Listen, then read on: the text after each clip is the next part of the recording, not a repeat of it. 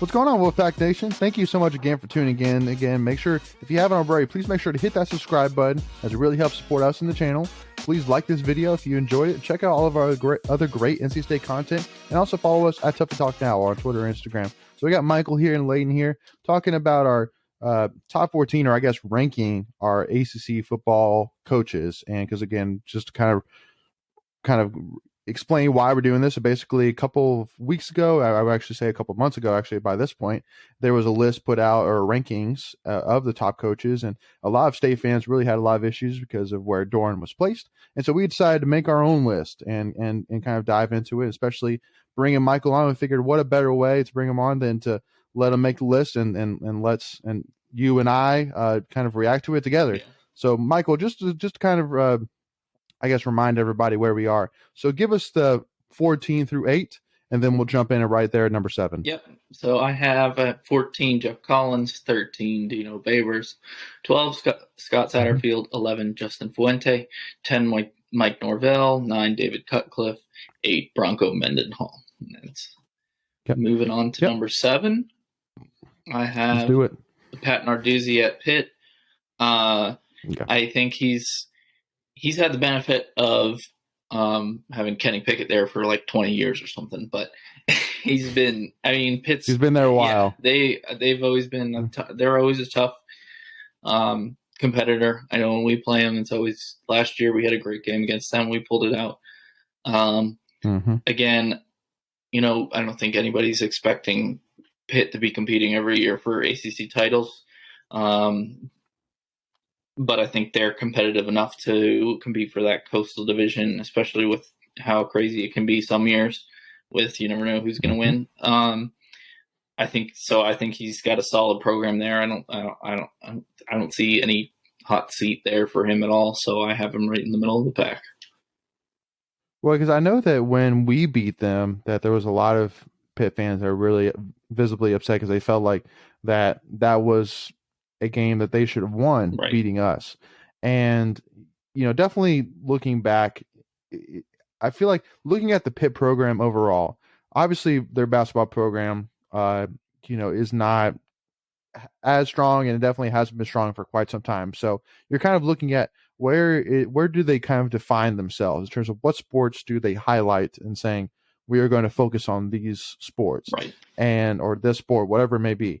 And I feel like with football, especially having two huge alumni in Aaron Donald and Larry Fitzgerald, I feel like that just by using those two alone, that you should be able to, build some excitement in the program, build some excitement within the players, within the fan base. And I mean, I definitely don't understand so far why I haven't seen like posters being posted on Twitter or something like that of like Larry and Aaron's name everywhere, or like Larry and Aaron at football games. Because I mean, there's no doubt that, just like with Doeren, I think that's one thing that Doeren's done a great job of, is really connecting with the former players and really making sure that they understand they're more than welcome anytime to come in, share some light with the players. Like, like for example, Russell Wilson, he came back in 2014 for the spring game. He came last year as well, and I mean, he did the speech at commencement, which I mean, definitely isn't necessarily Doeren, but just saying, like, at the end of the day, those players, especially guys that are successful in the NFL, are huge to make sure that they are staying connected with the program. And so I definitely, that's one thing which I kind of see maybe I would look for somewhere better. But I mean, Pat Narduzzi, he pulled off one of the biggest upsets for ACC football in quite some time back in 2017. It was 2017. 2017, beating Clemson at Clemson on that final field goal, and then went on to win the Coastal and compete. And then also, too, I think it was 2019, he also went to the ACC championship game as well, but hasn't won yet either. Yeah. And so I just, it's kind of one of those things. It's like you ask the question, if they do fire Pat Narduzzi, who are they going to find better? Yeah. And unless you have somebody clearly that you are very confident that it is worth letting him go, I feel like you can't do it. He's such a solid coach. But I just don't really know if you're going to see him take the next step unless he does it this year. Again, he's got a great quarterback in Kenny Pickett, So, I mean, I think for him, this is a big year for him. But I definitely just, again, I feel like, and again, I don't know all Pitt fans. I don't know even really many, but I would just assume more likely, just like for us, that they don't want to be in this consolation phase where they're just, or consolidating phase where they're just kind of sticking in that, bowl eligible Yeah, area, and that's it. There has to be the next step, because especially with Miami and Carolina, where they're going, you need to stay with them or you're going to get left behind. Simple as that. yeah. So I know that's kind of my thought. I know we talked about it the last episode, but that teams that really want to compete, they have to invest in their program, their facilities and stuff. And Pitt, I mean, their home stadium is Heinz Field, where the Steelers play. Right. It's tough to say that Pitt wants to be a contender every single year for ACC championships when they don't even have their own stadium. I know it doesn't really make sense because you have that stadium right there. It's their campus is in downtown Pitt, but at the same time, you got to, like we said before, you have to invest in your program. Yeah. Well, one thing which I'll kind of throw back at you though is, look at Miami. They share Hard Rock with Miami Dolphins. So, but what I would kind of say though, in the side of that is, again, I find it hard to believe that they couldn't use the fact that they do share their facility with the Pittsburgh Steelers to As a maybe positive, either, get some Steeler personnel or whoever it may be, Mike Thomason, whoever, to kind of come in and shed some light. And just, again, I feel like that. Yeah, it is a negative because the fact they're never going to more than half fill their stadiums for home football games. But I feel like there's got to be there's got to be some positives in terms of the fact that it is a pro football stadium. So if you are looking to go to the NFL level, you get to come to Pitt and play in a place where if you do go to NFL, you get to play in a place like this, every Sunday. Yeah, and so James Conner went to Pitt and then got drafted by the Steelers. Another and that's that's a third name I didn't even think of. Yeah, Aaron Donald, Larry Fitzgerald, and James Conner. Mm-hmm. So we'll see. But anyway, so jumping on to number 6, who you got? 6, I have Manny Diaz at 6, which I don't know, may seem low to some people, but I feel like he's kind of underperformed at Miami. They've been better. They've been better recently, but at the same time, he is getting some good recruits in there, and obviously Derek King. And it kind of just seems like they're not taking that next step where Miami should be, in control of the Coastal Division every year. And it just doesn't seem like they're there yet. I don't know. I don't know how long that lasts. I think he very well could. I think he's trending upwards as well, but still kind of stagnant. So I do have him in the top half, but there's definitely I would be a little bit concerned if I was a Miami fan.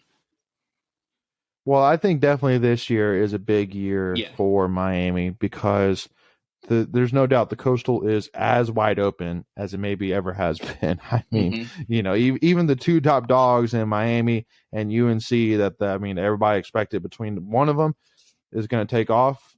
It definitely could have been that Miami lost to Alabama like they did, and then it could have been possibly that maybe UNC crushes Virginia Tech, and then it's like, okay, I know this is UNC's game, but now it's still clear that still is as they still have the possibility to win the Coastal. And I feel like with the De'Aaron King, who is arguably, at least just by game starting perspective, the most experienced college football player in the current day college football era, I feel like that you have to produce with him. You can't let a guy like that go. Now, I would say the same thing about Carolina with Sam Howell. You can't necessarily let a guy like that go either.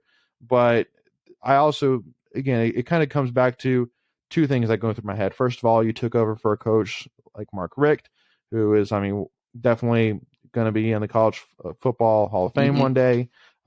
Great coach and had a great year, even at a great shortish tenure at Miami. And so it's definitely a tough spot to take over.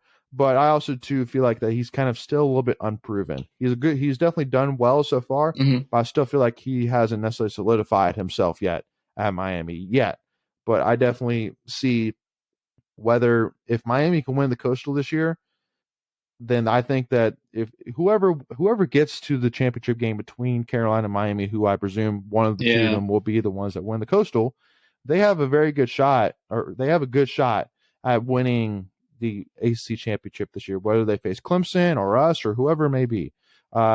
Just basically saying that again, Clemson being slower is a positive for whoever can take over because I mean, unless it's Carolina, which I mean, there's no way that I would ever cheer for Carolina to win the ACC championship. No.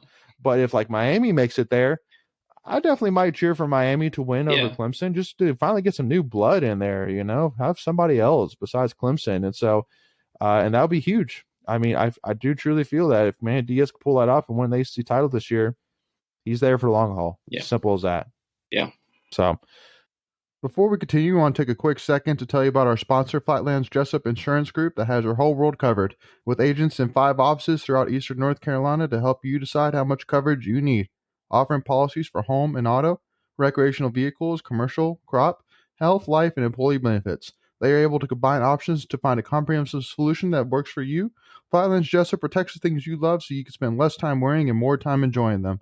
Find them on Facebook and Instagram at Flatlands Jessup. You can also visit their webpage at www.flatlandsjessup.com. So please make sure to go and check them out. So, all right, number 5. And I'm assuming I'm going to be hearing a certain name here soon, but I don't know. Maybe you'll surprise me. At 5, I have Dave Clawson at Wake Forest at 5.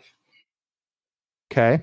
I think he's also been there only a couple of years now. I think he's done pretty well with that team. He's gotten some good recruits. I mean, Jakari Robertson. He's going to be a top 10 receiver in the country this year. Sam Hartman's a solid quarterback. I mean, Wake Forest, I think they are the smallest Power 5 school. They're definally about 8,500 students, which is ridiculously small. And so, obviously, when you have a small school like that, you don't have as big as an alumni base. You don't have as much, booster money coming in. So I think what he's done there, he's with Wake, and getting the recruits he has, I have him at 5 and definitely trending upwards as well.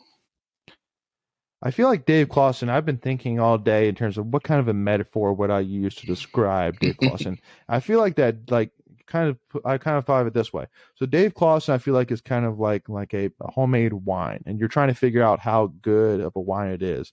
And so what you do is you cook, you make some, let's say some pasta with it, and you're trying to use that to kind of evaluate how good your wine is. But at the end of the day, you're not going to be able to really understand how good it is until you really try it in the way that's meant to be, by trying it, in the peak condition or the peak circumstances. And because what I'm kind of trying to explain is that basically Dave Clawson, I feel like honestly, he could be one of the, I would maybe put him at possibly having the ceiling of being maybe a top 20 coach in college football, because of the fact that, I mean, again, it's kind of one of those things that kind of the same thing with Cutcliffe, that he's doing the best with what he's got. Yeah.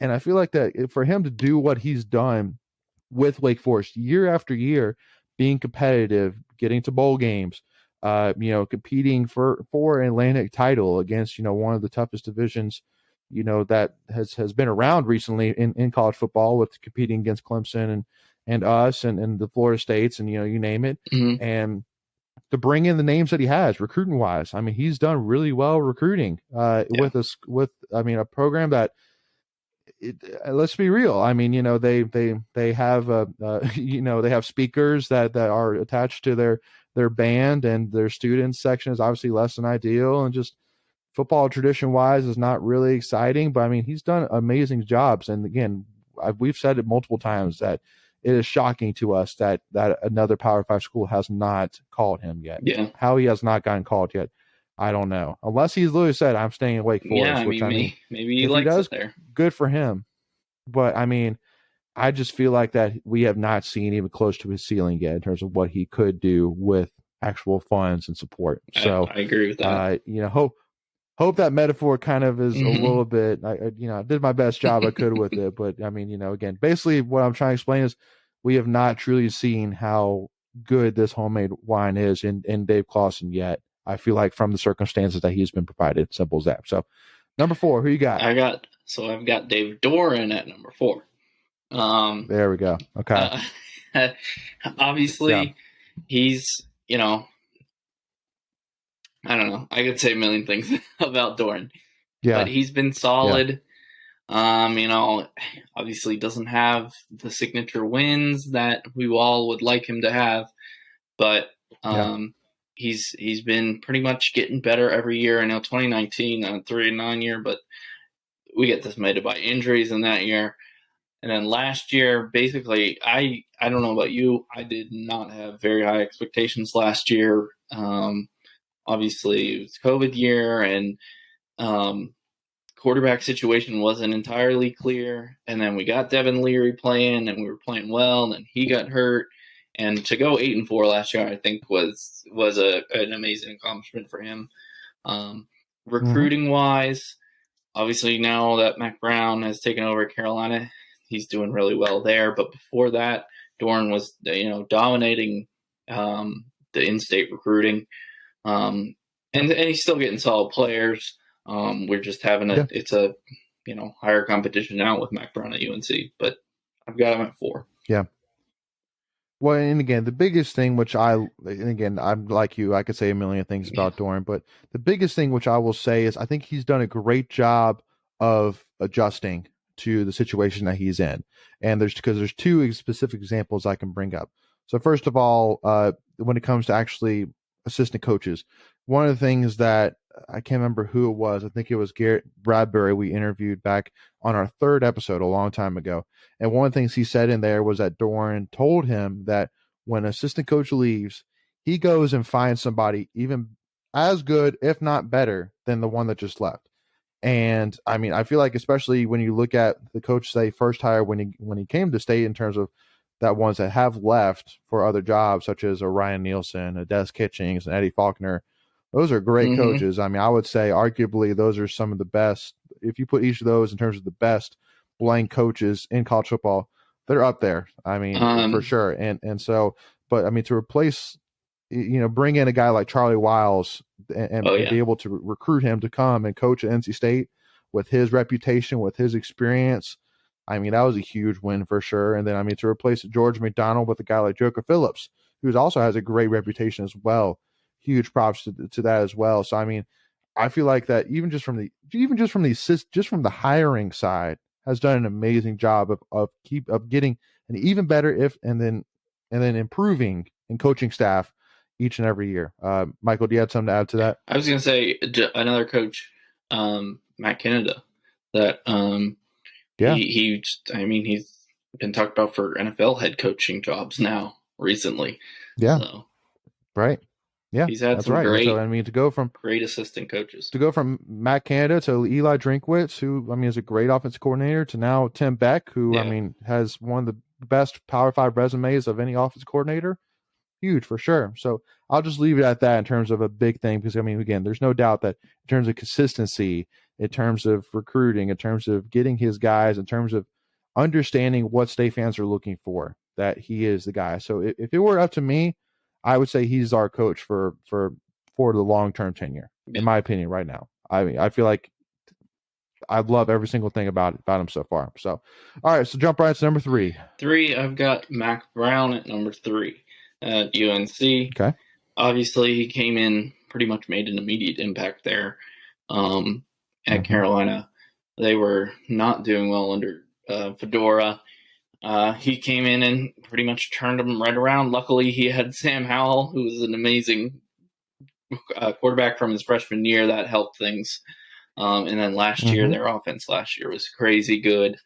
Yep. He's just, I, I hate to say it, but he's a really, really good coach. Like Sure. from building a program wise, recruiting wise. I mean, I think in-game coaching is not his strongest suit, as we saw in that Friday night game against Virginia Tech. They could have easily won Mm-hmm. that game. Virginia Tech was handing it to them, and they just couldn't really pull it off. Yeah. But yeah, overall, yeah, Yeah. he's doing a very, very good job at Carolina. Yeah, I don't have too much really to add in terms of with Mac Brown. Besides, I mean, obviously he's been coaching for a long Yeah. time. He did really well at UNC the first time. Then obviously did a great job with Texas, but winning a national championship with Vince Young, and then like bringing on like Colt McCoy, and really giving Texas its brightest years. And definitely, you've seen Texas without him, up until this point, and it's definitely taken a huge step back, which I think kind of speaks to how good Mac Brown is, and even too for him to come in and do what he's done so far, even with Carolina, which I think a lot of that is him basically falling backwards into an exemplary quarterback in Yeah. Sam Howell. To get him to flip from Florida State to Carolina, was a feat among itself. So, yeah, definitely agree that he's number 3. Who you got number 2? Number 2, I have Jeff Hafley at Boston College. I mean, I was thinking, it was funny. I was thinking through the names. I was who's like, left? oh my gosh, he's got Jeff Hafley. I know. Oh my gosh. All right. I like, again, Boston College is a small private school. I have him there more of because I think he's exceeded way beyond expectations. He's got them. They're going to be competitive this year in the Atlantic Division. He's got a great quarterback in Jerkovic. I think everything I've read and heard about him is that the players love playing for him. And yeah, so I have him at 2 just because I think he's way exceeded expectations. Yeah. Boston College has really all of a sudden gone from bottom feeder of the Atlantic Division of basically riding off of a top tier running back to being a great team overall. I mean, to compete like they did against Clemson at Clemson last year in his first year, just bringing in talent like Bill Dracovic, his first year, and really just, definitely look like everybody in the ACC looks at Boston College now. It doesn't look at them as, like, again, those bottom feeders in the Atlantic Division. Now they're contenders. They are true contenders, and I definitely don't see them losing a step. Now, the one thing which I am curious about with him is I wouldn't be surprised if somebody called him here in the next year or two to take a bigger job. Again, unfortunately for Boston College, I just don't see them really investing, to keep him around. They might, because there's no doubt he would be worth it. I feel like from just the first year that we've seen him so far, but that's the only thing I worry about him with. But definitely hats off to Boston College for getting a guy like him. Yeah, and then I agree. I don't think he's going to be there long, unfortunately, for Boston College. No. And then no surprise whatsoever at number 1, you got Dabo Swinney. Yeah, it's hard to argue with 2 national titles. Yeah. Pretty much, it's Clemson, Alabama, I figured Ohio I'd say State. it for you. Yeah, it's Clemson, Alabama, Ohio State. At least in the last 5 or 6 years, they're always going to be top 3 in the playoff, competing for the national title every year. And I don't think that's a surprise to anyone. Well, and again, because the biggest thing which still stands out to me when I think about Dabo is, again, how he basically got brought in originally as a wide receiver coach, and then he got given the reins of being the full-time head coach and getting him the opportunity. So I definitely, kind of think to myself when the AD originally hired him, what was going through his head, like what sold him on to give him the reins, and even because obviously even the AD himself, there's no way he would have expected what has gone on with the program. There's no way. So, it still just baffles me that, again, it's not like he was a coordinator. It's not like he was a head coach or like a group of 5 school. He was a wide receivers coach. And then he got given the head coaching job to a Power 5 school in the ACC. I know. It's not even like it was an alumni, like they're Clemson's, like, from their own coaching tree or something. Well, I guess he was the coaching tree, but like alumni of the school that they were going to keep it in-house. Yeah. One thing I do wonder, is obviously Nick Saban just signed an extension through like 2028. I don't see him coaching beyond that because he's already 70. Does Alabama? Well, I know they will go after Dabo. Do you think Dabo leaves Clemson to go to Alabama? No way. No. No way. No way. No way. I think that he will go down as a legend in Clemson football. And because again, it's kind of like for example, like when Pat Popolizio, I know we're kind of switching to wrestling a little bit, but Pat Popolizio for wrestling. Right. One of the questions that kind of first came about when they started to really take off is, Pat, like, are you going to leave us? Like, make sure to stick around. And he said, like, we are the powerhouse. Like, like I'm not going to leave for somebody else because we are a powerhouse. And so same thing is I feel like with Dabo is that, I mean, he has everything in Clemson. Why would he leave? I mean, they would literally give him a blank check and say, sign how much you need, and they'll pay it. Guaranteed. Yeah. So he's not going to get any more money. He's got as much following. He's got as much fan base. And honestly, I would say that life is good for him. Like, why would he leave that? I mean, I don't. I feel like you're basically taking one piece of cheesecake for another piece of the same cheesecake from the same pie. Yeah. It's the same thing. It's a power school, power program that has all the money in the world and will pay him whatever he wants. So I don't see it. I think that'd be a bold statement for not much of a better job. Yeah. Honestly. Yeah. The only thing is that he is, he did go to Alabama. That is his alumni. So I think it depends. Obviously, that's way years away. I think it will also depend on how Alabama is between now and the end of Nick Saban's career, and how Clemson does between now and 2028 or whenever Saban decides to retire.